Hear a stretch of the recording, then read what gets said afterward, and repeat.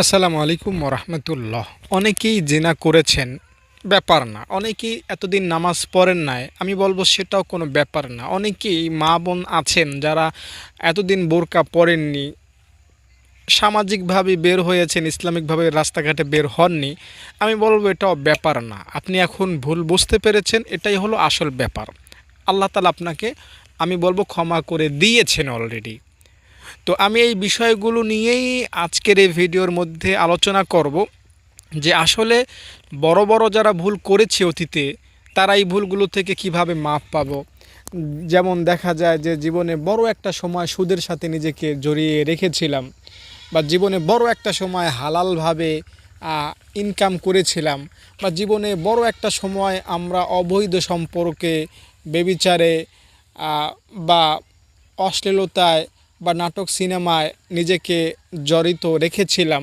বড় একটা সময়, বড় একটা হায়াত জুড়ে নামাজ থেকে নিজেকে দূরে রেখেছিলাম। তো এটা আসলে কিভাবে সমাধান করা যায়, এই বিষয়টাই আমি আপনাকে একদম নিজের ভাই বা বোনের মতো, বা নিজের একদম ক্লোজ ফ্রেন্ডের মতো করে বোঝানোর চেষ্টা করব। আশা করি আমার সাথেই থাকবেন। দেখুন, হাদিস কোরআনে অনেক কথাই আছে যেগুলো আমরা শুনলে অনেক সময় আমাদের মনে হয় যে আমাদের কোনো আর উপায় বা কোনো বাঁচার সম্ভাবনা নাই। যেমন আমি যদি একটা এক্সাম্পল বলি, কেউ যদি নামাজ পড়ে ঠিকঠাক মতো, কিন্তু সময়েরটা অসময়ে পড়ে, ফজরের নামাজ পড়লেন সূর্য ওঠার পরে, তাহলে হাদিসে কি বলা আছে? আপনাকে 2,88,00,000 বছর জাহান্নামের আগুনে পুড়তে হবে, অথচ আপনি নামাজ কিন্তু পড়েছেন। তো আমরা যদি এ সমস্ত আযাবের কথা শুনি, তাহলে স্বাভাবিকভাবে আমাদের কাউকেও এতটুকু আল্লাহ তাআলা ভরসা দেন না যে আমাদের বাঁচার কোনো সম্ভাবনা আছে।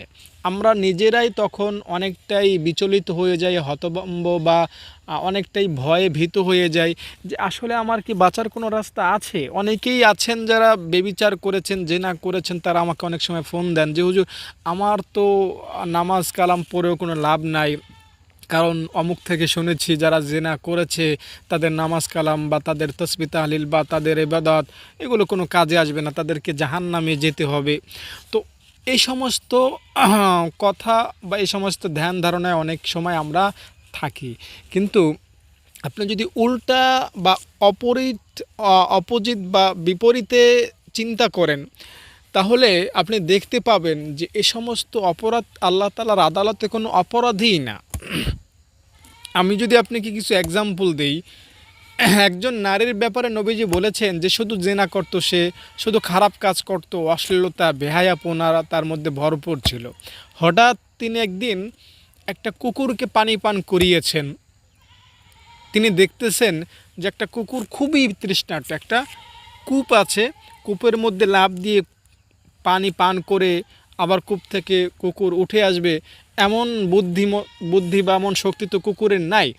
তাই নারী, ওই বেবিচারী নারী, তার জুতা খুলে জুতাটাকে বালতি বানালেন বা মগ বানালেন, আর তার যে ওড়না ছিল, ওড়নাটাকে রশি হিসাবে ব্যবহার করলেন। জুতা আর ওড়না একসাথে বাদ বাদ দিয়ে ওই জুতা কূপের মধ্যে ফেললেন, কূপ থেকে পানি উঠালেন, এরপরে কুকুরকে দিলেন। কুকুর মন ভরে পানি খেলো, কুকুরের মনটা শান্ত হলো, আল্লাহ তাআলার কুদরতে অন্তরটাও শান্ত হয়ে গেল। আল্লাহ তাআলা এই মহিলাকে মাফ করে দিলেন, তাকে জান্নাতটা পর্যন্ত দান করে দিলেন, অথচ তার আগের জীবন আকাম কুকামে ভরা। আমরা যদি আরেকটা এক্সাম্পল দেখি, বনি ইসরায়েলের একজন ব্যক্তি, সে 100 খুন করেছে, আল্লাহ তাআলা তাকে মাফ করেছেন, এ কথাও আমরা হাদিস থেকে শুনেছি, জানি। আসলে কোনো অপরাধী আল্লাহ তাআলার কাছে ক্ষমার অযোগ্য না। একজন মানুষ এ টু জেড, জীবনের শুরু থেকে শেষ লগ্ন পর্যন্ত যত অপরাধ করেছে, যত অপরাধ করতে পারে, সব অপরাধীই ক্ষমার যোগ্য। সব অপরাধী আল্লাহ তাআলা ক্ষমা করে থাকেন। তবে আপনাকে ক্ষমা চাওয়ার নিয়ম জানতে হবে। ক্ষমা চাওয়ার পলিসি আপনাকে জানা থাকতে হবে। যদি ক্ষমা চাওয়ার নিয়ম কানুন আপনার জানা না থাকে, তাহলে কিন্তু আপনি ক্ষমা নাও পেতে পারেন। তাই আমি আপনাকে পলিসি বা নিয়মকানুন বলে দেই। আপনি আল্লাহ তাআলাকে বলবেন যে, আল্লাহ আমি এতদিন ভুল করেছি, আমি জেনা করেছি, আমি এতদিন নামাজ পড়ি নাই, আমি এতদিন রোজা রাখি নাই, আমি এতদিন বোরকা পরি নাই, আমি এতদিন বিড়ি সিগারেট খেয়েছি, আমি এতদিন হালাল খানা খাই নাই, আমি এতদিন সুদ ঘুষে নিজেকে জড়িত রেখেছিলাম, আমি এতদিন অহংকারে, আমি এতদিন হিংসাতে, আমি এতদিন কবিরা গুনাতে, জাহিরি বাতিনি বিভিন্ন গুনাতে নিজেকে ব্যস্ত রেখেছিলাম। এখন আমি আমার ভুল বুঝতে পেরেছি, আমাকে তুমি মাফ করে দাও এবং আমি কথা দিলাম আমি আর গুনাহ করব না। দ্যাটস এনাফ, আপনার জিন্দেগির গুনাহ মাফ হয়ে যাবে। দেখুন, আমরা অনেকেই মনে করি যে আল্লাহ তাআলার কাছে মাপ চাইলাম, কিন্তু আবার যদি গুনাহ করি তাহলে কিন্তু আল্লাহ তাআলা আমাদেরকে মাফ করবেন না। এই ধ্যান ধারণা আমরা অনেকেই অন্তরে পুষে রাখি, কিন্তু এটা সম্পূর্ণরূপে ভুল ধারণা। আমি বলবো এটা 100% ভুল ধারণা। আল্লাহ তাআলার কাছে জীবনে শেষ বয়সে গিয়ে ৬০-৭০ বছর হয়ে গেলে আল্লাহ তাআলার কাছে ভালোভাবে মাপ চাইবো, এরপর ফেরেশতা হয়ে যাব, এখন মাপ চাইলে আবার মাপ চাইবো, আবার মাপ চাইবো, এটা তো আল্লাহ তাআলা পছন্দ করে না। এটা টোটালি রং, এটা আপনার ভুল ধারণা। কারণ হলো, আপনার মধ্যে গুনাহ করার শক্তি আল্লাহ দিয়েছেন, আপনি গুনাহ ছাড়া কোনোভাবেই থাকতে পারবেন না। দ্বিতীয়ত, মিস্টার ইবলিসকে আপনার সাথে আল্লাহ তাআলাই লাগিয়ে দিয়েছেন।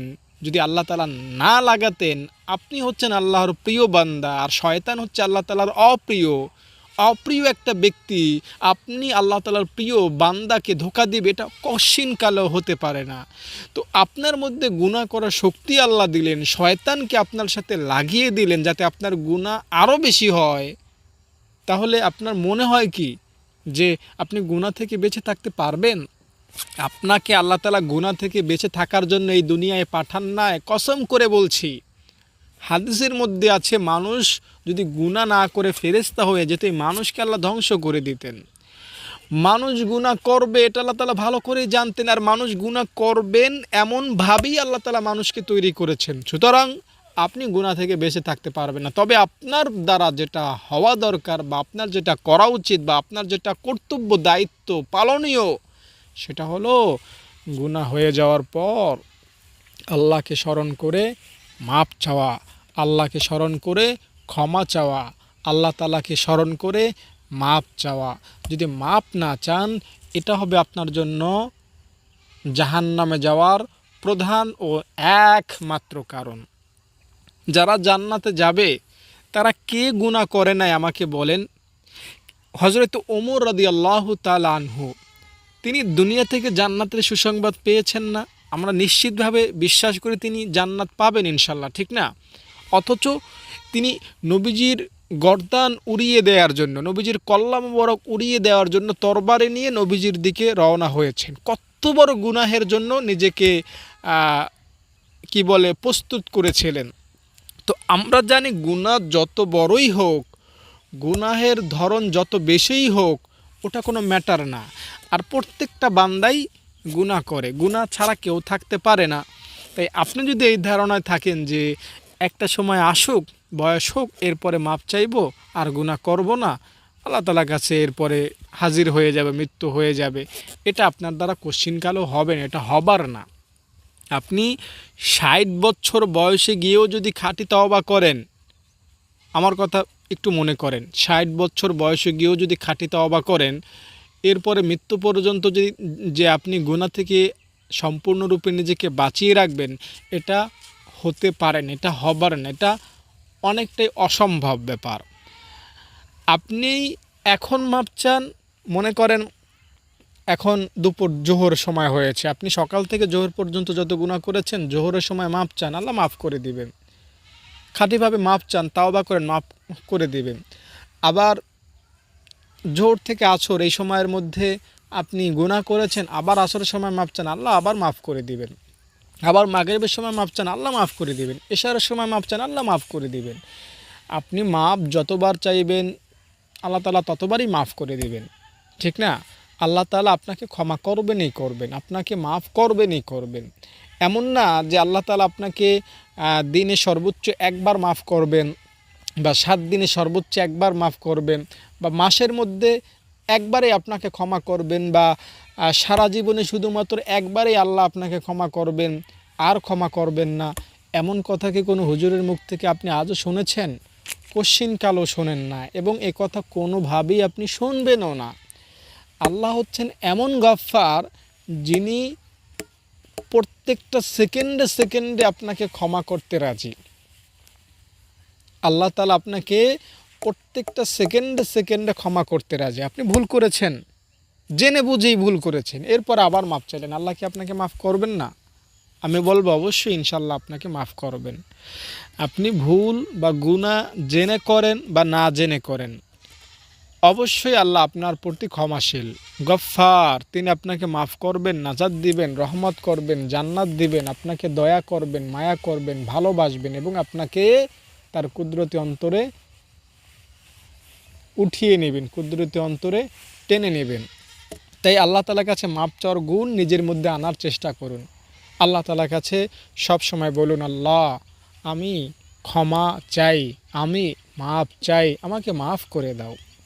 এই কথাটা দয়াময় আমাদের রাসূল, দয়াল নবীজি নিজে এই কথাটা আল্লাহ তাআলাকে প্রত্যেকটা সিঙ্গেল দিন 100 বার বলতেন।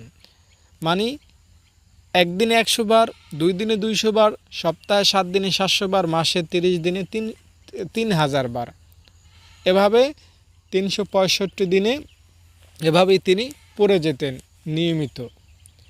প্রত্যেকটা সিঙ্গেল দিন 100 বার নবীজি আল্লাহ তাআলার কাছে মাপ চাইতেন।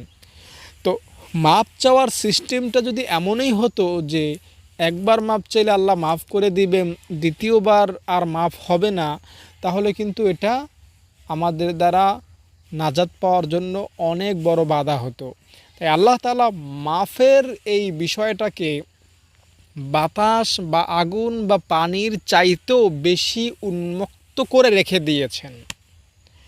আপনি বঙ্গোপসাগরের কাছে আছেন, আপনি যদি চিন্তা করেন যে না, এত বড় সাগর, আমি যদি 1 গ্লাস পানি খাই তাহলে পানি তো শেষ হয়ে যাবে, আর পানি পান করতে পারবো না, এই চিন্তা করে যদি আপনি পানি পান না করেন, এটা কি আপনার জন্য বোকামি হবে না? কারণ বঙ্গোপসাগরে 1 গ্লাস পানি কেন, সারা বাংলাদেশের সব মানুষ যদি গোসলও করে, পানি পানও করে, সব ট্যাঙ্কিগুলো ভরেও রাখে, আমার মনে হয় না বঙ্গোপসাগরে পানি কমবে বা বাড়বে। এত সেখানে পানি আল্লাহ রেখে দিয়েছেন, ঠিক না? তো আল্লাহ গফফার মানে বঙ্গোপসাগরের চাইতেও বড়। এই গফফার আটলান্টিক মহাসাগরের চাইতেও বড়। আল্লাহ যে গফফার মানে কি? গফফার তো আরবি শব্দের সহজ অর্থ কি? গফফার দ্বারা আপনি কি বুঝেন? আপনি বঙ্গোপসাগরে 1 glass, 2 glass, 1 ton, 2 ton, 5 ton পানি পান করলেও যেমন বঙ্গোপসাগরের কোনো কমতি নাই, গফফার হচ্ছেন এমন রব যার কাছে একবার, দুইবার, 1000 বার, 2000 বার, 1 কোটি বার, 10 কোটি বার অপরাধ করে ক্ষমা চাইলেও ক্ষমার মধ্যে কোনো কমতি হবে না।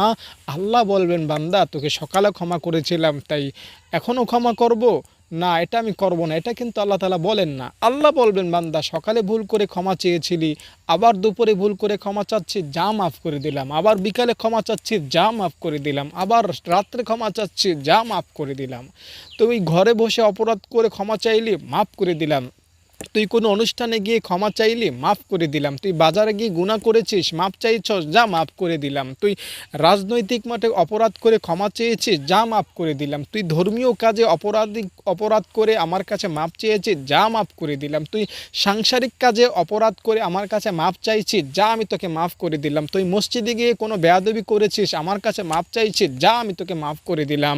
তুই কোরআন হাদিস বুঝতে গিয়ে বা পড়তে গিয়ে কোনো মারাত্মক ভুল করেছিস, এখন আমার কাছে মাফ চাইছিস, যা আমি তোকে মাফ করে দিলাম। তুই জেনা করেছিস, এখন মাফ চাচ্ছিস, যা আমি তোকে মাফ করে দিলাম। তুই এতদিন রোজা রাখিসনি, এখন রোজা রাখবি, নিয়ত করেছিস, মাফ চাচ্ছিস, যা আমি তোকে মাফ করে দিলাম। তুই এতদিন নামাজ পড়িসনি, এখন পড়বি, নিয়ত করেছিস, যা আমি তোকে মাফ করে দিলাম।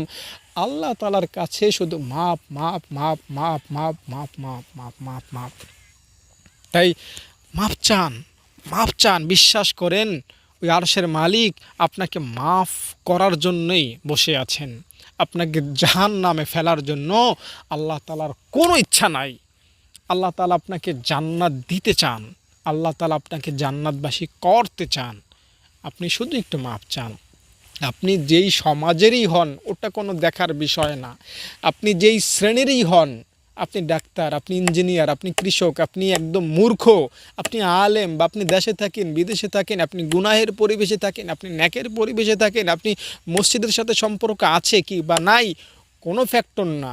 আপনি এখন ভুল বুঝতে পেরেছেন, এটাই হলো আসল কারণ, এটাই হচ্ছে মূল বিষয়। এখন আপনি মাপ চান। আরে ভাই, মাপ চান, মাপ চান, মাপ চাইলেই মাপ পাবেন, মাপ চাইলেই মাপ পাবেন, এবং টোটাল জীবনের গুনাহ থেকে আপনি মাপ পাবেন। আল্লাহ তাআলা অনেক বড়, অনেক বড়, অনেক বড়। তার কাছে মাপ চাইলে তিনি এক দুইটা গুনাহ মাফ করতে পছন্দ করেন না, তিনি সব গুনাহই মাফ করতে পছন্দ করেন বা বেশি স্বাচ্ছন্দ্য বোধ করেন। আল্লাহ তাআলা কারো আমলনামা ধরলেন, সেখানে 500 গুনাহ আছে, আল্লাহ তাআলা 10টা গুনাহ রেখে 490টা গুনাহ মাফ করে দিলেন। এটা এটা একজন মানুষের স্বভাব হতে পারে।